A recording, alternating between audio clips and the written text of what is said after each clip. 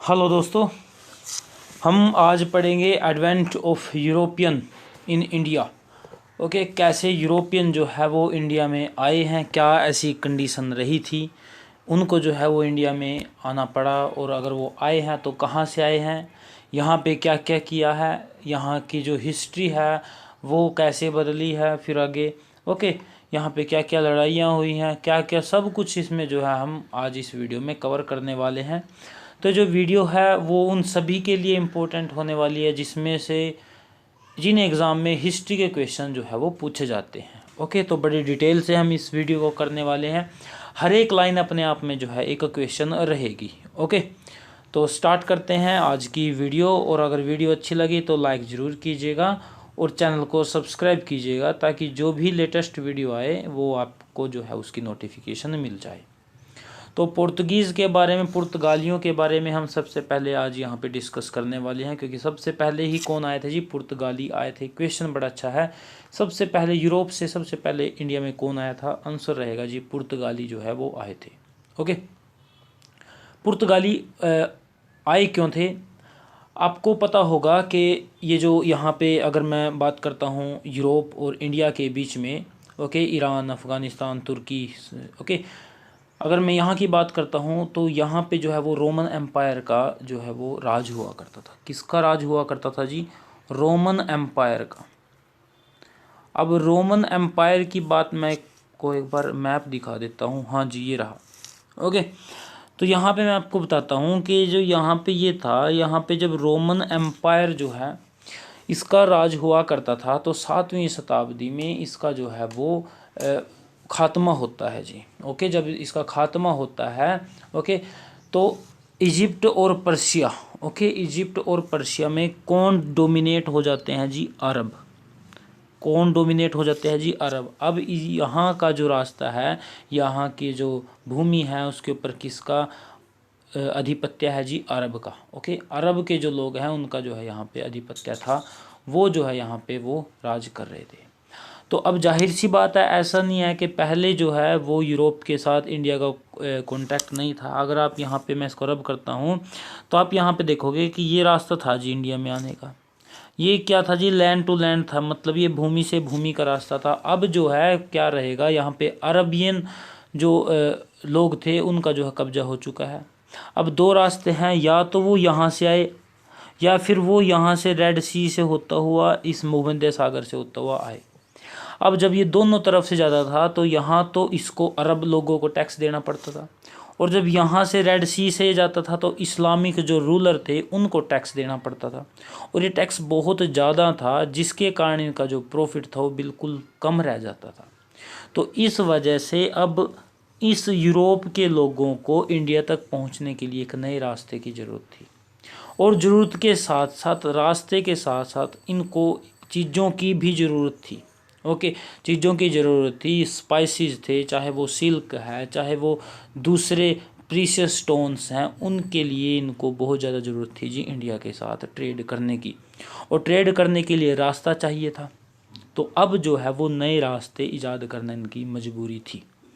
अब इस मजबूरी के साथ साथ ये जो टाइम था, मैं बोल सकता हूँ कि जो ये 15वीं सदी तक आते आते, ओके, 15th सेंचुरी तक आते आते इनके पास जो इकोनॉमिक कंडीशन की अगर मैं बात करता हूँ, और साथ साथ में मैं अगर साइंटिफिक की बात करता हूँ कि इनके पास जो है नेवल शिप जो थी, जो शिप बिल्डिंग थी वो भी बड़ी अच्छी हो चुकी थी। अब जो है वो अनेकों साइंटिफिक चीज़ें आ चुकी थी जिनको जो है ये यूज़ करके आगे जो है इंडिया तक आ सकते थे।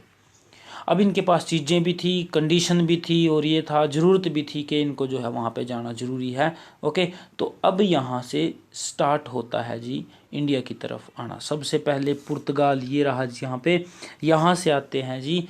ओके, कहाँ पे पहुँचते हैं वो? इंडिया में यहाँ पे पहुँचते हैं वास्को डी गामा।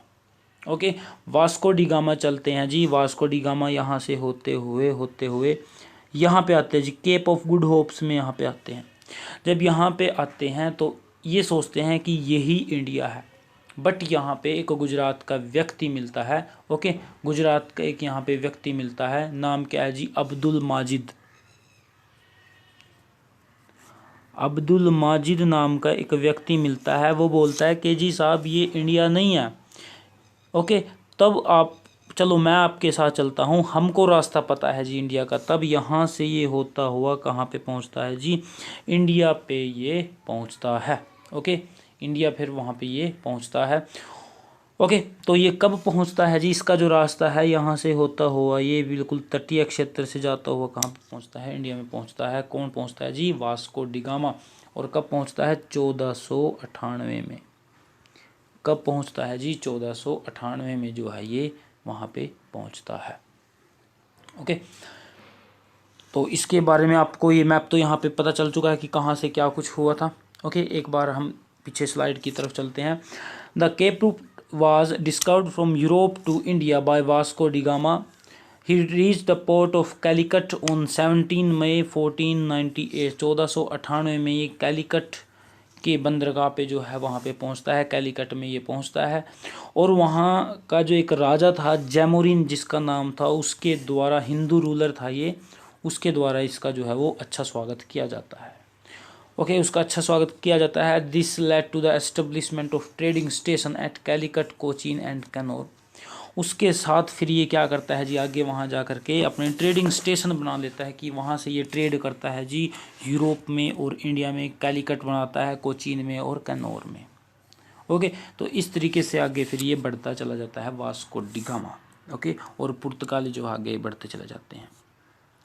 उसके बाद सबसे पहले अगर मैं बात करता हूँ कि जो पुर्तगाली आए थे, उन्होंने सबसे पहले अपनी जो कैपिटल थी वो किसको बनाया था जी, इंडिया में। बड़ा अच्छा क्वेश्चन है।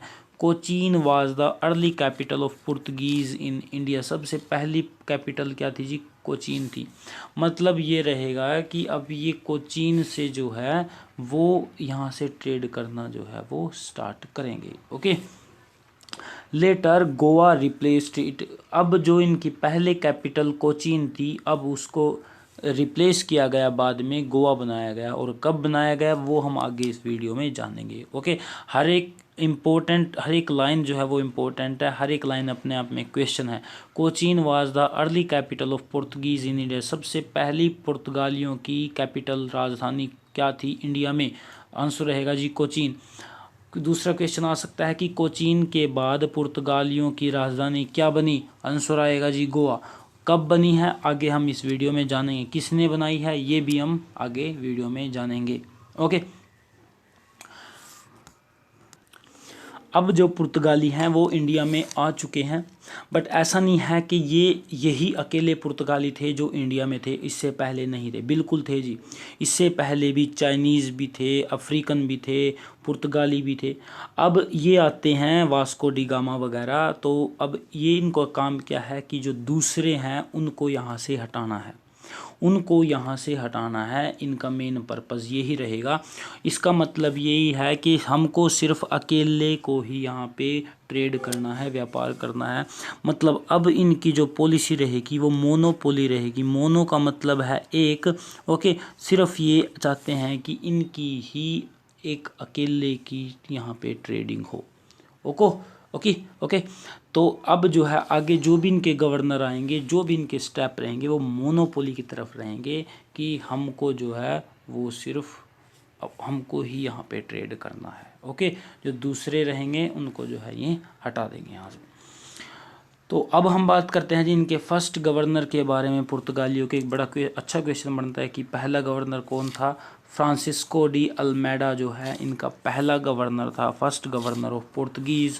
अल्मेडा कब से कब तक था जी, 1505 से लेकर के 1509 तक। ओके, 1505 to 1509। Introduce the policy of blue water. और इन्होंने अपनी एक पॉलिसी इंट्रोड्यूस की थी जी फ्रांसिस्को डी अल्मेडा ने। क्या, पॉलिसी ऑफ ब्लू वाटर। बड़ी इंपॉर्टेंट पॉलिसी है जी, the policy of blue water. Okay, ये क्या थी अभी मैं आपको बताऊंगा उसके बारे में। सबसे पहला क्वेश्चन तो यही आ जाता है कि फ्रांसिस्का डी अल्मेडा ने कौन सी पॉलिसी को जो है वो इंट्रोड्यूस किया था, आंसर आएगा जी the policy of blue water. अब इसमें क्या था, ओके, इस पॉलिसी ऑफ ब्लू वाटर में था क्या असलियत में, इसमें जो है वो दो कंडीशन यहाँ पे रखी गई थी। ओके, दो कंडीशन क्या थी, वो ये थी कि अगर यहाँ से, मैं इसको एक बार आपको मैप दिखा देता हूँ ये, हाँ जी, ये यहाँ पे रहा जी अरेबियन सी। ओके, अब ये यहाँ पे कैलिकट में यहाँ पे ये पहुँचते हैं। ओके, तो ये कैलिकट में यहाँ पे ये पहुँचते हैं। तो अब ये क्या करते हैं कि यहाँ का जो अरेबियन सी है इसके ऊपर जो है पूरा का पूरा आधिपत्य जमा लेते हैं, क्योंकि इनके पास जो शिप थी वो बहुत ज़्यादा अत्याधुनिक जो है वो उस टेक्नोलॉजी की थी, तो जिसके कारण जो है इन्होंने सभी को हटा दिया था और अरेबियन सी के ऊपर जो है अपना राज यहाँ पे इन्होंने किया था। अब होता है क्या है, पॉलिसी ऑफ ब्लू वाटर में होता क्या है, सबसे पहली कंडीशन तो यही थी इसकी पॉलिसी ऑफ ब्लू वाटर की कि जी जो भी इस पोर्ट के ऊपर आएगा, ओके, कैलिकट पोर्ट के ऊपर जो है आएगा उसको क्या देना पड़ेगा जी, एंट्री टैक्स उसको देना पड़ेगा। उसको क्या देना पड़ेगा जी, एंट्री टैक्स देना पड़ेगा। ओके, और दूसरा क्या था इसका, ओके, अब मैं दूसरे की बात कर देता हूँ।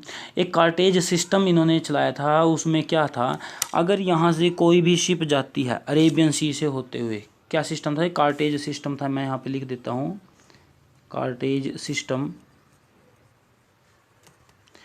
कार्टेज सिस्टम में क्या था, कार्टेज सिस्टम में बोलता है कि अगर टोल टैक्स आपको यहाँ पे देना पड़ेगा, क्या बोलते हैं कि आपको टोल टैक्स देना पड़ेगा।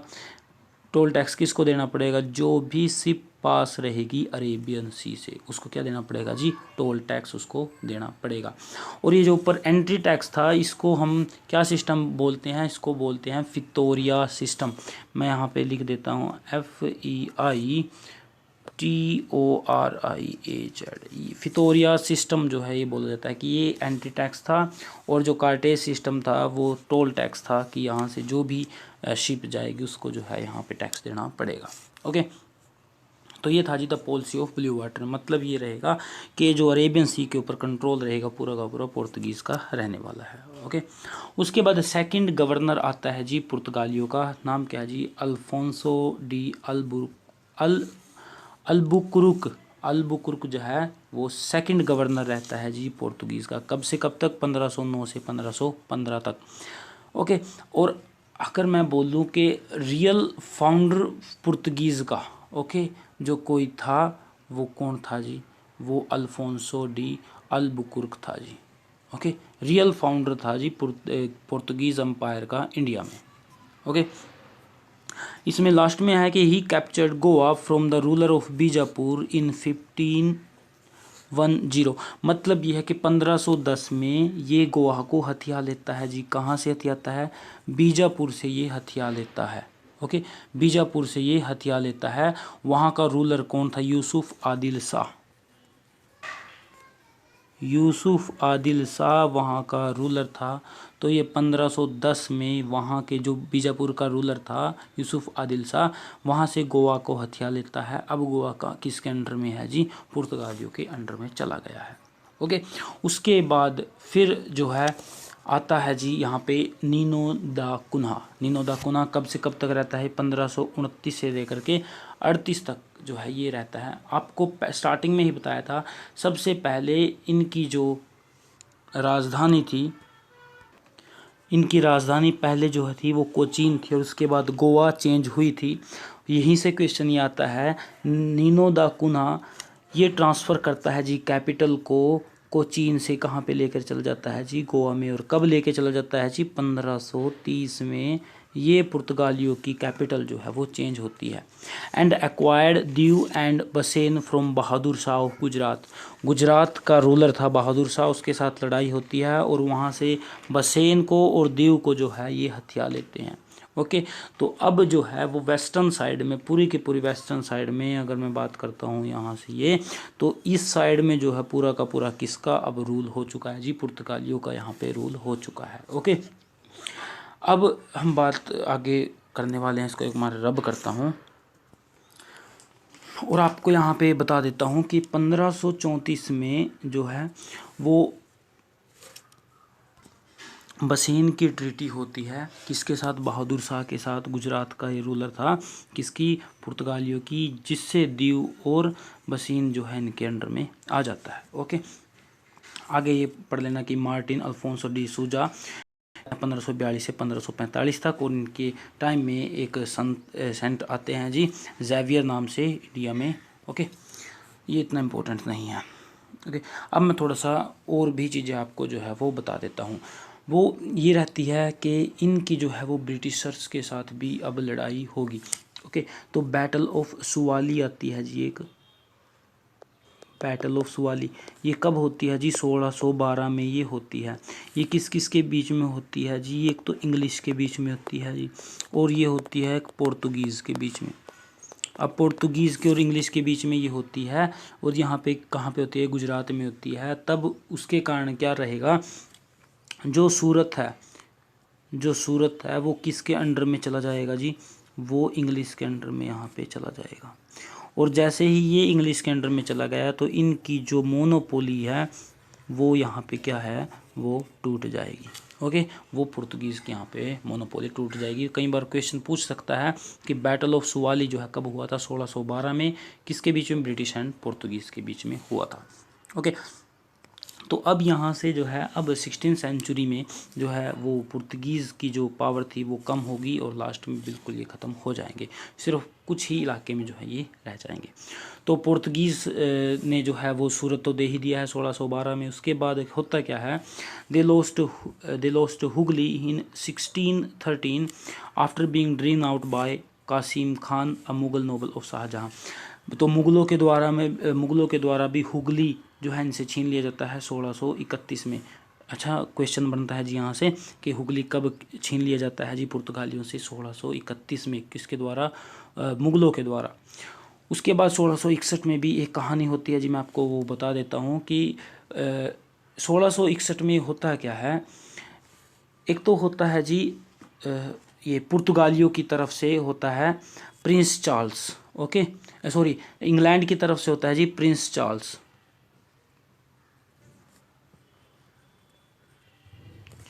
इसकी शादी होती है जी। ओके, इसकी यहाँ पे शादी होती है, मैरिज होती है किसके साथ? पोर्तुगीज़ थी जी कैथरीन ब्रिगेंजा। कैथरीन ब्रिगेंजा जो है वो पुर्तगीज़ थी। इनके साथ, प्रिंस चार्ल्स के साथ कैथरीन ब्रिगेंजा की जो है वो शादी होती है। अब प्रिंस चार्ल्स बोलता है जी हमको क्या मिलेगा? तो ये बोलती हैं कि आपको जो है वो बड़ा अच्छा तोहफा दिया जाएगा। तो king of Portugal gave Bombay to Charles second of England as dowry. मतलब बॉम्बे को जो है अब किसको दे दिया जाता है? वो इंग्लिश को दे दिया जाता है, प्रिंस चार्ल्स को दे दिया जाता है। कौन था वो? एक इंग्लिश था। और अब आप देखोगे कि हुगली भी जा चुका है, सूरत भी जा चुका है, बॉम्बे भी जा चुका है। तो आराम आराम से जो है इनके पास से बहुत से जो मेन पॉइंट थे वो चले गए हैं। Okay, the Maratha capture Salcete and बसीन इन 1739। अब ये भी चले गए हैं। In the and they were left only with Goa, Diu and Daman which they retain till 1961। तो अंत समय में जब ये पुर्तगाली इंडिया में रहते हैं तो क्या क्या इनके पास रहता है? गोवा रह जाता है, दीव रह जाता है, और क्या रह जाता है जी? दमन रह जाता है। सिर्फ ये ही पुर्तगालियों के पास रह जाते हैं। और फिर 1961 में ऑपरेशन विजय चलता है। ऑपरेशन विजय इंडियन गवर्नमेंट की तरफ से चलाया जाता है, और वहाँ से जो गोवा है, दमन एंड दीव था, वो इंडियन गवर्नमेंट के अंडर में आ जाता है। ओके, तो ये थे जी पोर्तुगीज़। ओके, अब इसके बाद हम करेंगे डच। ओके, तो पहले आप ये वीडियो देखो, उसके बाद आप नेक्स्ट वीडियो देखोगे डच के बारे में। अगर वीडियो अच्छी लगी तो लाइक ज़रूर कीजिएगा। Thank you.